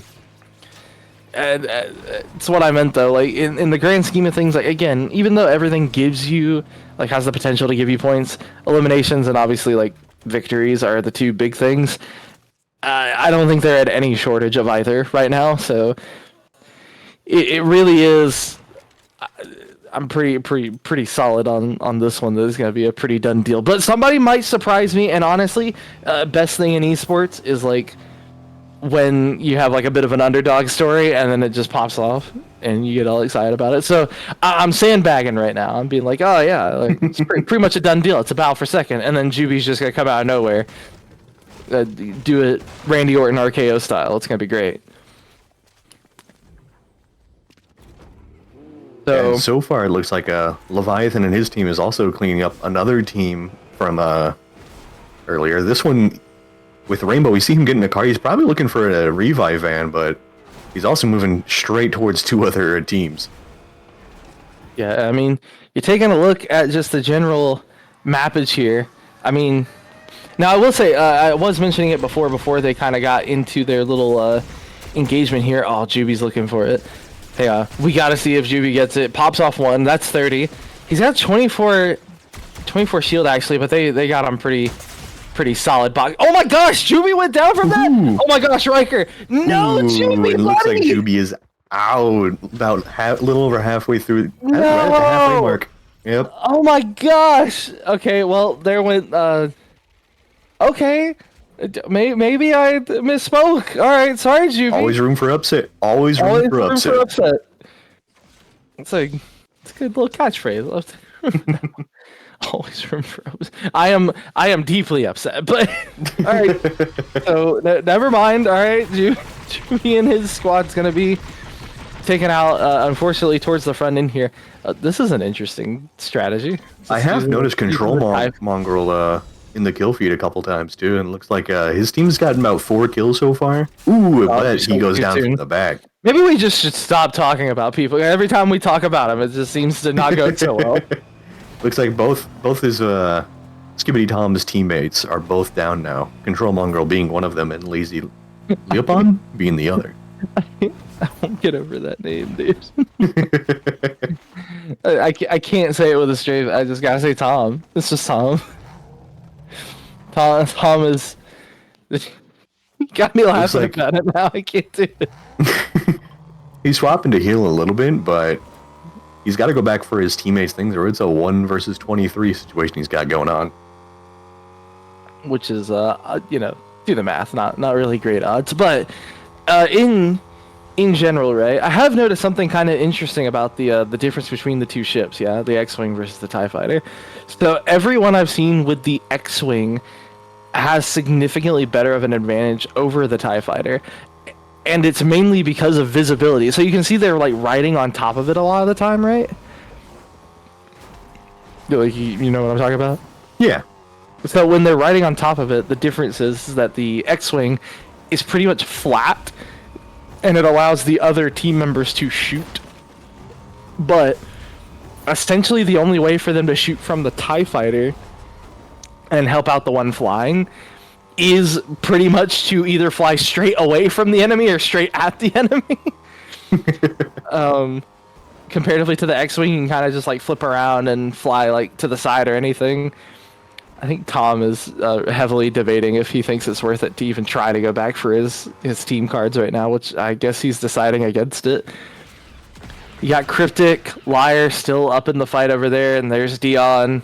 Liar again takes out two. My goodness, man. They're just... You got Blaze doing pretty good, though. Takes out Sean. So, I mean, we got good squad competition. Like, it really is going to come down to...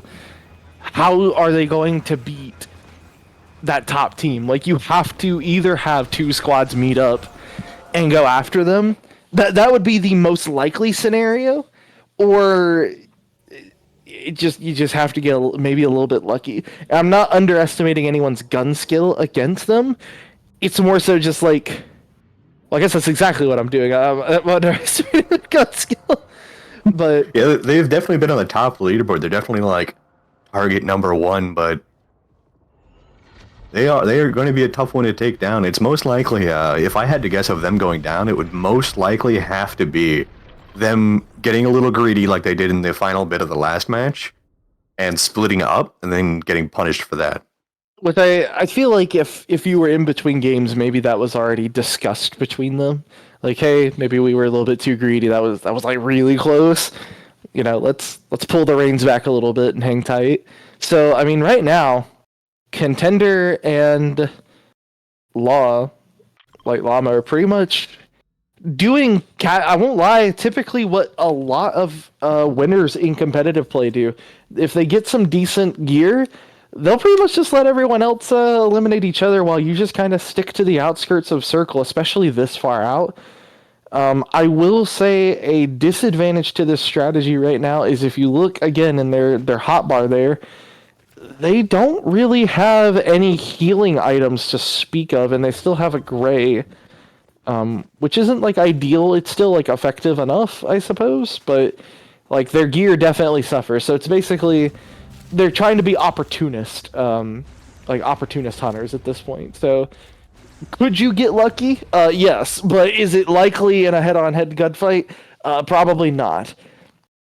Ooh, Seth actually takes out Dean. I can see it there in the top. So he downed one. Luke, though, is going to be able to pick up one. Looks like this team is... Lucaru is definitely good at getting good angles on people. Absolutely. He's getting better at the peaks here, but he's got 10 shield. He's kind of trying to help himself out here. Blocking his way around. Maybe going to try... He doesn't have any shields left. Dean is back up, though. Yeah, Dean is back up, and he's going to go ahead and get those heals back up, and you can see his shield regenerated completely. So Dean definitely seems to be the pretty much the targeter in this one, and you see them pretty much just dancing around each other right now, trying to look for where maybe this last guy went. Yeah, Lucru definitely seems the type to build and get good angles, while Dean seems to just rush in as fast Here as we he go. can. And there goes him. Yeah, he got boxed in. Not really much he could do on that one. But they are going to get at least one better rifle out of that. Oh, man. This is some...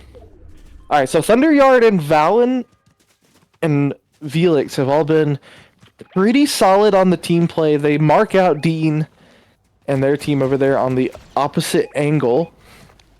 So they do see him there. The real question is like, what are you gonna be able to do about it right now? So you're really gonna have to try to pick some of these shots better. That was a good wall blocking that sniper shot. All right, so here's where you start getting into what a lot of people used to call like just classic Fortnite. Pretty much fort battles between the two. It's gotta be from one side or the other. We're all just gonna build big old bases and fight each other from it until either circle gets us or we start pushing. So this is very classic Fortnite to wrap this this bracket up right now. You see Dean taking out Rainbow from afar with a headshot. That's a good sniper shot there. Ooh, that's some pretty fast building by Valen. So 20 total opponents left in the matchup out of 76. Lon takes out Bell and Contender, and that's got to be MacArthur. So that's got to be two of our other teams that we saw earlier. Ooh, Copper and MacArthur take out Contender and Llama. All right, okay, so Llama and Contender are both going to be down and out. Down to 6 teams now. And Copper and them we saw earlier on, and they got taken out last game by Dean and the squad. So honestly, right now, between Valen, Thunderyard, and Velix, and maybe Copper, like Copper's squad, that's a pretty strong double team for Dean, but I don't think that's actually what they're going to do. And especially just like with the amount of health that you gotta, hop over here with Bell. You gotta re-equip everybody, be like, hey, take your health. Here's some splashes. See what you're going to do about it. But I mean, you're down to 6, and everyone seems to be pretty solid on just holding their ground right now. Yeah, everyone's kind of holding up. We do see a fight happening to the left of these people on the mini map. But in general, most people are just holding their ground, healing up, and preparing. Listening in for anybody closing in quickly. You actually have one squad kind of staving out Storm right now, right on the edge. Yeah, it looks like they can hear the team fight happening, and they're actually going to be closing in to clean up, because whichever team that is only has one person left. Looks like it's darn Liar's team. So we'll have to see how that one goes. They're trying to break a little bit, pop a little bit of walls. They made themselves... Actually, that's a really good bit of pre-planning there towards the back there. You can see him hitting that back wall. It's so he can make an escape route for later. And he's using a bit of cheeky angle here to peek his way through. They don't realize... They're kind of playing it passive and trying to see who's where right now. They don't realize it, but the enemy team is still there, low health and healing. But they are deciding to play it passive instead of just jumping in on whoever the team is. Definitely a difference in play styles. But Copper and them just, hanging tight. So they're going to kind of barricade in place right now. 5 teams total remaining. They can see them there. Maybe try to take a couple of pot shots, but right now... they're kind of just playing it a bit on the passive side, taking a few shots there. I don't see any damage coming out from it, but he's trapped in that bubble shield. And this is what we were talking about as team squads versus squad, because now they're going to try to retreat and they're falling back into a separate squad. I do think that might be Dean's team, but they're basically locked between these two. If you want to capitalize on it, now would be an excellent time to do it. Yeah, I think that might be Dean's team, because I remember seeing that, trying to remember his name, the Liar. He was the last one up before of the team that got down. They have a 3-on-2, so it's 3, 3, 2, and 2. This would be an excellent time to capitalize on that engagement, but they're going to circle, which, I mean, is a valid strategy, fall back to circle, but... Dean and them are taking some damage back there, but it isn't really going too crazy. So they're just hanging out here, shooting away. I wouldn't know if I would be necessarily wasting shots on this wall, but I mean... But they're just sitting here shooting away while they're just rebuilding. So I guess it's wasting materials, so that part's at least a little useful. In the end, But Leviathan does have a bit of the advantage, other than the sudden shooting and making him retreat, but just using up materials until they ran out. But in the end, he had to retreat back to his safety. yeah, so he's gonna just go ahead and wall up, throw himself his little squishy guy down there, get himself some more shields up, which isn't terrible. Copper took out Ooh. Luke. That is a big win for them. If they can And take looks out like Luke and they have 2 left. Looks like Oh, yeah, it here looks we like go. Dean's team is completely surrounded from every angle, but This that is is about not to stopping be them. one really big gunfight here. So you got Deadly Roger, Bedbug, all of them are pretty much going to be taken out here right at the end. They're stuck in Storm, no health to talk of. 7, 4. He's got 4 health. It's 1 tap. It takes 1 shot from anyone, and that team's out, and they're just going to go ahead and die in the Storm. Yeah, so he's going to be out. That's another team down. It is just about to be one massive gunfight here because everyone's stuck on the outside. You have Riv trying to get a little bit of thing here, but he's going to be stuck in Storm 2. That's 15. Good little side dodge out to be able to get himself past the Storm line there. But with 15 health, he's not in a good spot, and he's going to go down too. Yeah, Leviathan's the last one on their team, and it looks like Dean's team is actually the one that is surrounded right now. Popper being able to take out Luke this late in the game is huge for them. But yes, so Dean's team is surrounded there in the middle, but it's pretty much Leviathan by himself to basically just try to get anything he can. You got one team kind of dipping their way back further into the circle there, but the circle is collapsing again. Oh, and this is going to be a rough one. So you got Dean and them moving laterally. Oh, but they're going to be on the low end towards that riverside there. Leviathan's just going to kind of hold out in place right now.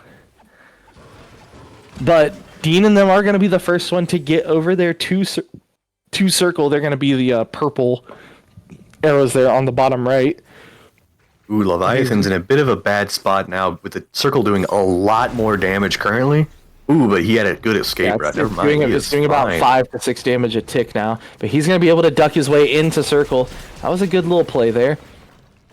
He's going to be able to wall his way up, but he has 0 health items anymore, so he's pretty much a done deal.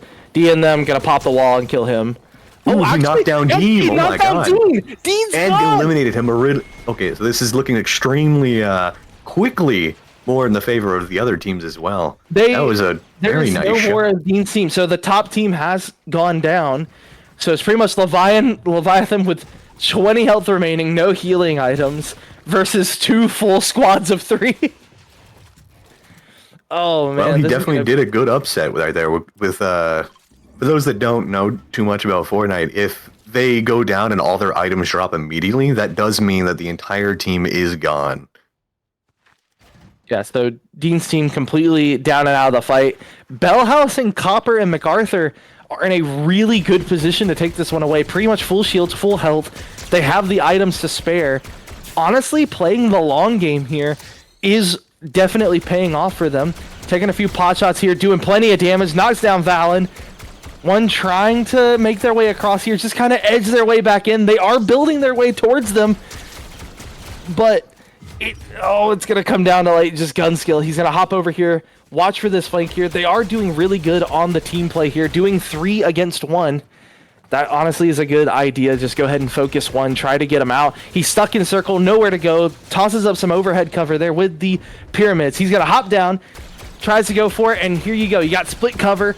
Not really much you can do. Just sit there and just lay into it. Tossing up a couple of cover walls here, and that will be it. For the first time, able to actually pick one away. Bellhouse, Copper, and MacArthur are going to be number 1 in match 4. And yeah, they were doing a very good job at focusing one target at a time. Oh yeah, and that's like kind of the go, like that's what I was meaning. Like that's like the go-to way to probably get there. But even with a victory under their belt, I mean, they were sitting at I think it was 3, 4, and 5 kills. It was 3, 4, and 5. The eliminations did help a bit. Definitely the victory is going to give them at least 20, but I don't think it's going to be enough to beat out 102. I believe our winners are still going to be Dean, but we'll have to wait for those final point results to come in. Yeah, But I I believe mean, in position of what time they got eliminated at. I believe Dean, Connor, and Ethan were eliminated fourth place in that, but that is not, pushed towards the amount of points that they have. It is 102 before this match. yeah, right. But I mean, like overall, like every team had like something different to the playing field. I mean, like just generally speaking, okay, like these these players had so much talent behind it. Like just in general, like we saw so many different fights come out there. The fact that MacArthur and them were able to pull out that last second thing, Leviathan was able to take out at least like one, like the last remaining member of Dean's team, which were the top dogs in that one. Like Juby was able to pretty much almost solo the entire team. Like all of the talent in this one just went insane.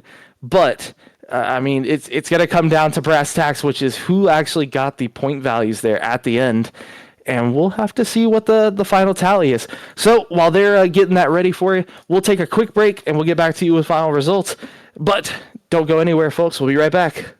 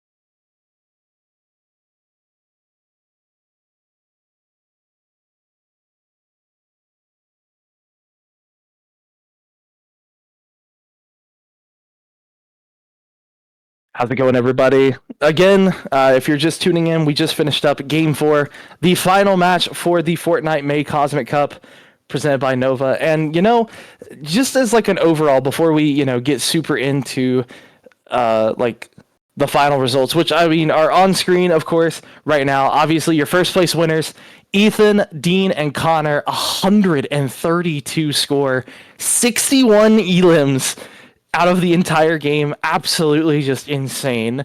Valen, Thunderyard, Velix with an extremely strong showing. I mean, two teams, the second and third place going to XPL Falcons, pretty solid. MacArthur, Copper, Bellhouse, 89, 97, 30, and 27. Nothing absolutely to scoff at. I mean, my goodness. Like, a lot of these were just extremely impressive plays. I mean, just like a review, right, of like the entire game. What would you say was like your highlight from like game 1 and 2? I mean, that was no build. Things are a little different than in build. I definitely think all the players shined a little bit more in build. Seems to be more of like a people's comfort zone. But like, out of game 1 and 2, what did you think? I think game 2 was probably a bit more. Everyone like was starting to officially warm up, and we saw a bit more action versus game 1. Because game 1, we did see a lot of people kind of like playing a bit more passive, and in game 2, people were much more aggressive. And yeah, I mean, we talked about it before, like especially when it comes to again, like we went over everything from concealment and cover, going from more aggressive to when to be aggressive, when to be passive. You saw a lot of players actually showing probably one of the most important parts of playing in competitive gaming, which is patience, being able to hold on to what they had, resist the urge just to shoot at everything that moves, and it's really impressive to see just like how skilled some people are in like even like brackets like this. I mean, you're sitting here looking at these are a lot of the same strategies and skill sets that you see these big players using from pretty much all over the world. I mean, it's insane to me how I guess like how much people have learned from stuff like that. But I mean, moving into like the build section, like it definitely seemed like everyone was a little bit more comfortable with the build, at least with build. We only saw a couple of major differences,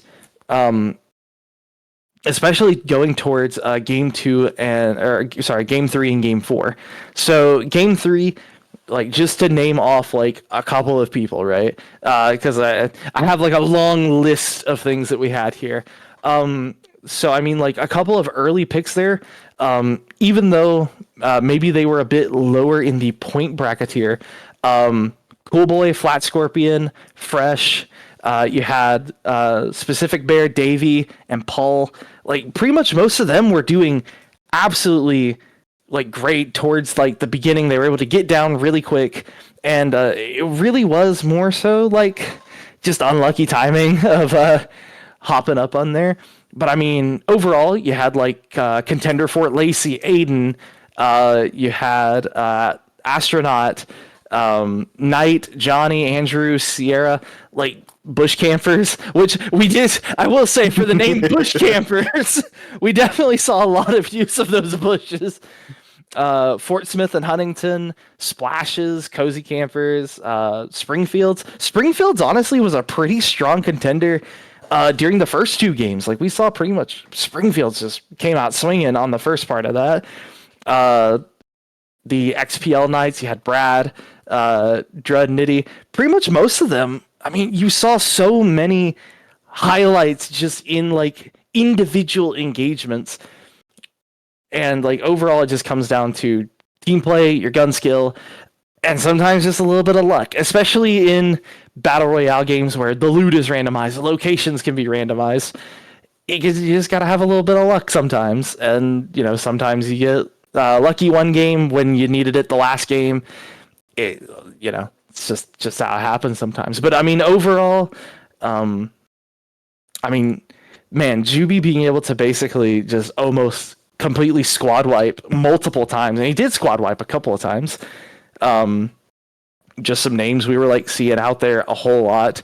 Obviously, like we could talk about Dean, Ethan, and Connor pretty much all day long, but I mean, Valen and Thunderyard were putting in some work. Copper got multiple elims there. I think House was the one that took out one of their top players. Leviathan was able to take out the last member of that team. I mean, it just goes to show it doesn't always have to be like one person can actually like win out against like what most people consider like a formidable opponent. Yeah, exactly. And right at the end, like we were sitting there discussing what would take out, if anything, Ethan, Dean, and Connor. In the end, it was the fact that they were stuck in between, I think, 4 different teams, and they got caught out one by one until they all unfortunately went down. And they did put up a really, really good shot to get first place once again for Jubilee as well, for being a team of 2, I believe, most of the times. And I don't think he was in match 1, but I think in total he came in 4th place without being in the first match, which is extremely impressive too. I mean, yeah, and I mean, I know we mentioned him a couple of times, but Blaze did super good. So did Zero and Ponder, Llama, Spider, and Oliver. Pretty much just, I mean, honestly, during the mid game fights, they were doing some work, especially at those long ranges. Saw a couple of dogfights with them a couple of times. It was overall though like a super intuitive championship, and overall, I mean, I think it was just I don't know what else to say to that. I mean, it was a solid back and forth pretty much all the way through. But your overall standings, final score, first place, Ethan, Dean, and Connor, 132 and 61. You had second place and third place both going to the XPL Falcons, MacArthur, Copper, Bellhouse at third, and Valen, Thunder, and Velix at second. And that will be the Fortnite May Cosmic Cup from Nova. So, any final words before we get out of here? I think I saw so much talent today. It was really impressive to see so many different play styles. Extremely impressed with how everyone did. I'm also super impressed. But overall, that's going to be it for us. Make sure you stay tuned. 1600 Eastern Time. We'll be right back. It won't even take that long. We'll be right back with Marvel Rivals. And overall, I should be here for that as well. I believe you said you would be back, wouldn't you? There's a good chance, but it completely depends on when my plans end. Well, we'll have to see. But thank you everyone for watching the Fortnite Cosmic Cup. We'll be right back here in just a little bit with Marvel Rivals. But until then, my name is Chase of Spades. And my name was Nava. And you have been watching the Nova GG Fortnite Cosmic Cup for May. We'll be right back with Marvel Rivals. Stick around.